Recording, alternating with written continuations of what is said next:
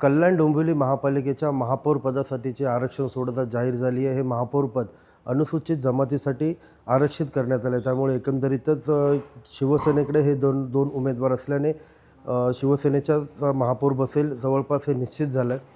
एकंदरीतच हर्षाली थविल आणि किरण भांगले असे हे दोन उमेदवार आहेत। एकंदरीतच या पार्श्वभूमीवर आपण जर पाहिलं तर महापालिका मुख्यालयातील जी इमारत आहे, या इमारतीवरील 3ऱ्या माळ्यावरील या महापौर कार्यालयात देखील एकंदरीत ही लगबग सुरू झाली आहे। गेल्या 4.5 ते 5 वर्ष महापालिका निवडणुका झाल्या नव्हत्या, त्यामुळे हे कार्यालय जवळपास बंदच होतं।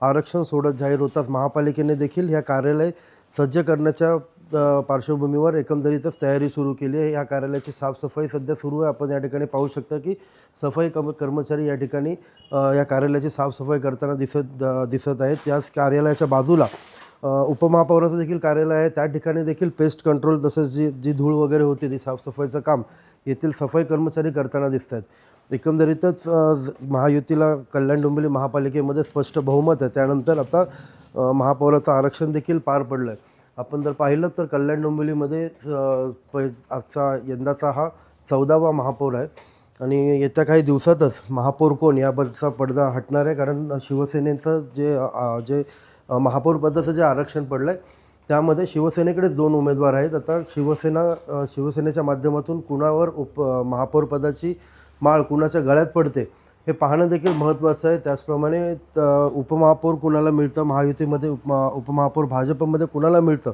हे पाहणं देखील तितकंच महत्त्वाचं ठरणार आहे। एकंदरीतच या पार्श्वभूमीवर आपण जर पाहिलं तर महापालिकेने देखील नवीन येणाऱ्या महापौरांसाठी कार्यालय सुसज्ज करण्याची सध्या तयारी सुरू केल्याचं पाहायला मिळतं आहे आणि त्या दृष्टिकोनातून जे सफाई कर्मचारी आहेत ते सध्या या कार्यालयांमध्ये साफसफाई करण्याचं काम करताना दिसून येतात। महापौरांना कार्यालय सुसज्ज करण्यासाठी महापालिका देखील या ठिकाणी सज्ज झाल्याचं पाहायला मिळतं।